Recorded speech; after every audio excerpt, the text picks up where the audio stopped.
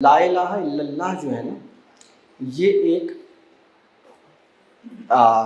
شعوری کمٹمنٹ ہے اور ایک الائنمنٹ ہے نا قوت کے، طاقت کے سب سے بڑی ہستی کے ساتھ نا.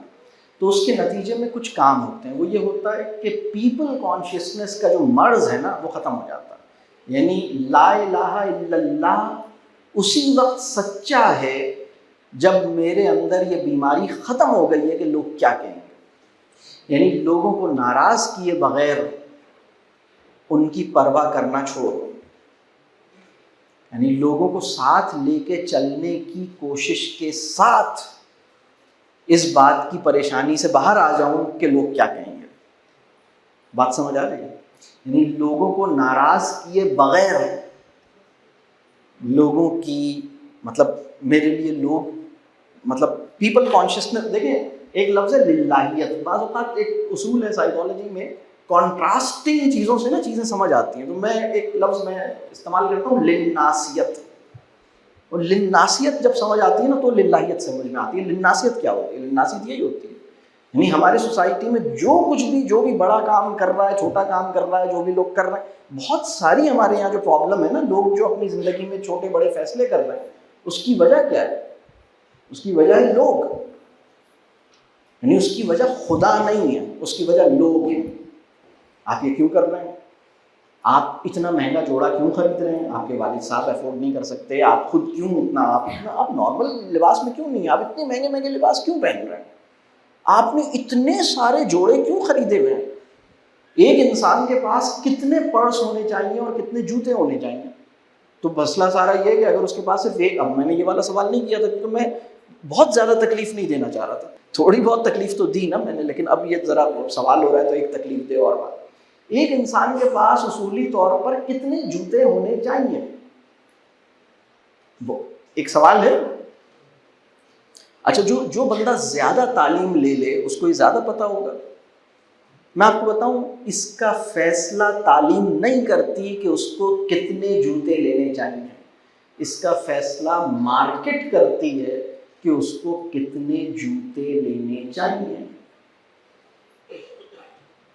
بات سمجھ آ رہی ہے؟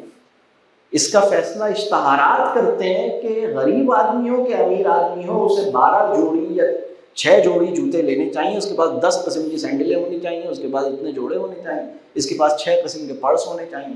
کیونکہ اگر اس کے پاس اتنے پرس نہیں ہوں گے تو وہ اپنے آپ کو امپورٹنٹ نہیں سمجھے گا. بات سمجھ آ رہی ہے؟ تو یہ مسئلہ ہے. یہ بات سمجھ آ رہی ہے؟ اللہ تعالیٰ ہمیں ان سے نا اوپر نکال لے. مطلب وہ ایک شعر اقبال کو اور سناتا ہوں. اپنی غفلت کی یہی اگر حالت رہی. اور ڈاکٹر صاحب اقبال کی شیدائی بھی ہیں اور ماشاءاللہ بہت جانتے ہیں. میں تو ایک یعنی چاہتا ہوں کہ تھوڑی بہت بات میں کروں، لیکن میں سمجھتا ہوں ڈاکٹر صاحب سے آپ اقبال کے اوپر ضرور لیجئے گا نشست کوئی، خاص طور پہ اقبال اور تعلیم کا جو موضوع ان کا ہے ماشاءاللہ. میں نے اس وقت سے ارادہ کیا کہ میں آپ کی کوئی نشست چاہتا ہوں کہ ہو، لیکن میں نہیں کر سکا. اور آج پھر مجھے خیال آیا کہ اللہ آپ کے لیے یہ آسانی فرمائے. بہت اہم موضوع. اقبال کا ایک شعر ہے، اپنی غفلت کی یہی اگر حالت رہی، آئیں گے کفن جاپان سے وہ سال کابل سے. تو اب کابل سے آنے کا امید بھی ہو گئی ہے. مطلب پہلے تو مشکل تھا کابل سے، تو وہ سال آئیں، اور جاپان تو اب چائنا سے بھی آ سکتے ہیں کفن. اپنی غفلت کی یہی اگر حالت رہی، آئیں گے کفن جاپان سے وہ سال کابل سے. یعنی آپ سمجھ آ رہی؟ مطلب کچھ بھی خود نہیں کر رہے ہوں گے، کفن دفن کا انتظام بھی کرنے کی قابلیت سے محروم ہو چکے ہوں گے. یعنی زندہ رہنے کی ذمہ داری تو بات کی بات ہے، دفن ہونے کی ذمہ داری اور صلاحیت سے بھی نیچے نکل گئے ہوں گے. اللہ ہمیں معاف کرے. اقبال نے جھنجھوڑا ہے. جیسے ایک بہت محبت کرنے والا باپ کبھی ہلکی پھلکی ڈانٹ پلاتا ہے اور کبھی پیار بھی دکھاتا ہے. سب انہوں نے کیا ہمارے ساتھ. ہماری بڑی اللہ ہمیں معاف کرے، ہم نے اقبال کی قدر نہیں کی. اللہ ہمیں معاف کرے، اللہ ہمیں معاف کرے. ہم نے بہت اللہ کرے کہ ہم اپنے محسنوں کی قدر کر سکیں. اور اللہ کرے کہ سیالکوٹ کی سب سے بڑی ایکسپورٹ فکر اقبال ہونی چاہیے، فٹ بال نہیں ہونی چاہیے۔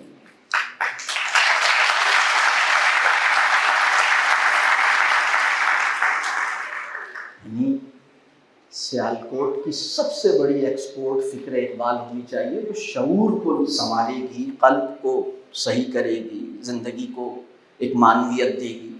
تو لاتے مارنے کے لیے گولا اگر ہم بنانے میں کامیاب ہو جاتے ہیں جو پوری دنیا کو پسند آ جاتا ہے تو ٹھیک ہے، یہ بھی ایک کارنامہ ہے، میں اس کو چھوٹا کارنامہ نہیں کہتا، لیکن اس کے مقابلے میں یہ کارنامہ کچھ بھی نہیں ہے۔ مطلب میری بات سمجھ آ رہی ہے؟ تو اس کو ہم دیکھیں، میں بہت معذرت کے ساتھ، مطلب میں یہ نہیں کہہ رہا کہ فٹ بال ہماری ایکسپورٹ نہ ہو، وہ بھی ہو، لیکن اس سے بہت اونچی چیز جس کو ہم وہ مقام نہیں دے پائے، اس کے اوپر ہمارے اندر ندامت نہیں ہے، اس کے اندر ہمارے اوپر کوئی پشیمانی اور رنج نہیں ہے کہ ہماری، مطلب وہ صرف مسلمانوں اور پاکستانیوں کے ایشوز نہیں تھے، سب کانٹیننٹ کے لوگوں کے، جس کے سلوشن اقبال دے رہے ہیں، وہ اس وقت کی دنیا کے زندہ مسائل ہیں جن کا سلوشن اقبال نے دیا ہے۔ یعنی یہ پورا موضوع ہے، ڈاکٹر صاحب اس پہ بات کریں گے اگر کبھی آپ انشاءاللہ۔ تو بہرحال اللہ آپ کی حفاظت فرمائے، اللہ آپ کے ایمان کی،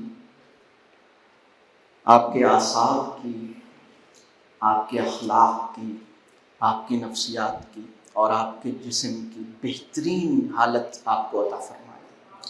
اللہ آپ کو اپنے والدین کے لیے صدقہ جاریہ بنائے، اللہ آپ کو اپنے اساتذہ کرام کے لیے صدقہ جاریہ بنائے، اللہ آپ کے ہر عمل کو آپ کے لیے صدقہ جاریہ بنائے، اللہ تعالیٰ آپ کی مسکراہٹوں کو اور آپ کی باڈی لینگویج کو آپ کے تمام متعلقین کی آنکھوں کی ٹھنڈک بنائے، اللہ تعالیٰ اپنی اصلاح کی سچی فکر عطا فرمائے، اللہ تعالیٰ مجھے اور آپ کو علم نافع اور حکمت عطا کرے، اور وہ کانٹینٹ جو جہل سے تعبیر کیا جانا چاہیے اس کو علم سمجھنے سے ہمیں محفوظ فرمائے، ہمیں علم نافع کا خوگر بنائے، اور اللہ تعالیٰ ہمیں مطلب واقعتاً حکمت عطا کرے۔ تو بہرحال آپ سب سے دعاؤں کی درخواست ہے، پوری دنیا میں بہت سارے لوگ بہت سی جگہوں پہ اچھا کام کر رہے ہیں، ان کو اپنی دعاؤں میں یاد رکھیے اور اپنے حصے کا کام کیجیے، اپنی اننگ اچھی کھیلیے، اور بس باقی اگر آپ صرف اپنے لیے نہیں جیتے اور اپنے حصے کا بہترین کام کرتے ہیں تو آپ ایک بڑے آدمی، بڑا آدمی اور مشہور آدمی ایک چیز نہیں ہوتا۔ ایک مسئلہ یہ پیدا ہو گیا ہے کہ مشہور آدمی کو لوگ بڑا آدمی سمجھنے کے مغالطے میں مبتلا ہیں۔ مشہور آدمی کچھ اور چیز ہوتی ہے، بڑا آدمی کبھی کبھی اتفاق سے دونوں ایک بھی ہو جاتے ہیں۔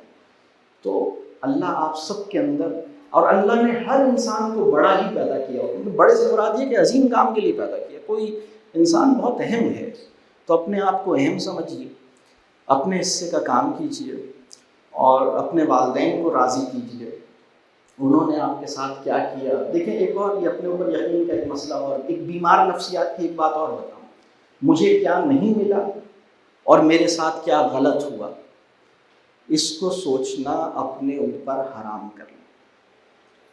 آپ یقین مانیں آپ کی زندگی بدل جائے گی، صحت اچھی ہو جائے گی، بہت خوش نیند اچھی ہو جائے گی، سکون میں آ جائے گی۔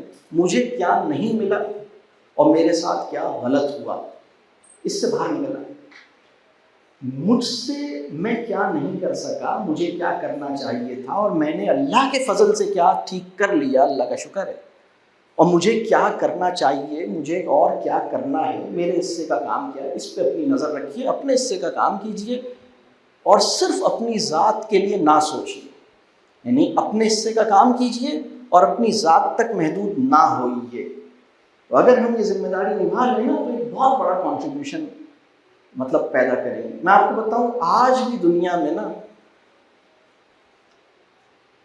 غیر اعلانیہ صوفیوں کی تعداد اعلانیہ صوفیوں سے زیادہ ہے۔ آج بھی دنیا میں نامور بے نام اولیاء کی تعداد نامور اولیاء سے زیادہ ہے۔ آج بھی دنیا کے اندر گمنام بڑے لوگوں کی تعداد مشہور بڑے لوگوں کی تعداد سے زیادہ ہے۔ یہ بات سمجھ آ رہی ہے؟ خاموش مجاہد جسے کہتے ہیں، وہ اپنے حصے کا کام کریں تو اللہ آپ سے کوئی بڑا کام لے۔ امت مسلمہ کو جس طرح کے لوگوں کی ضرورت ہے، جس طرح کے قائدین کی ضرورت ہے، جس طرح کی لیڈرشپ کی ضرورت ہے، رب کریم آپ کی شکل میں اللہ تعالیٰ انہیں پیدا کرے، ہمارے اس معاشرے سے لوگ اللہ تعالیٰ نکالے۔ تو آپ سے دعاؤں کی درخواست ہے۔ السلام علیکم۔